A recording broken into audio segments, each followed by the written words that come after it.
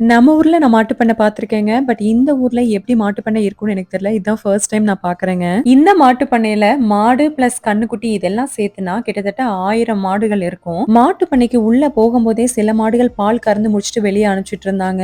இந்த மாட்டு பண்ணைக்குள்ளேயே பார்த்தீங்கன்னா நெறைய வண்டிகள் நிக்குது. அந்த வண்டிகள் எதுக்கு யூஸ் ஆகுதுன்னா, மாட்டுக்கு போடுற தீவனங்கள் எல்லாமே இந்த வண்டிய யூஸ் பண்ணி தாங்க கிட்ட தள்ளி விடுறாங்க. பிளஸ் கிளீனும் பண்ணிட்டு இருக்காங்க.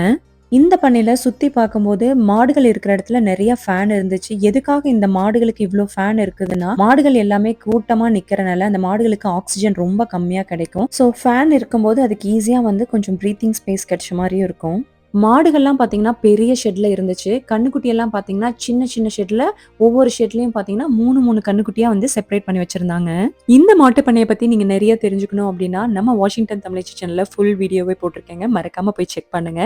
புடிச்சிருந்தா நம்ம சேனல சப்ஸ்கிரைப் பண்ணி சப்போர்ட்டும் பண்ணுங்க. நன்றி, வணக்கம்.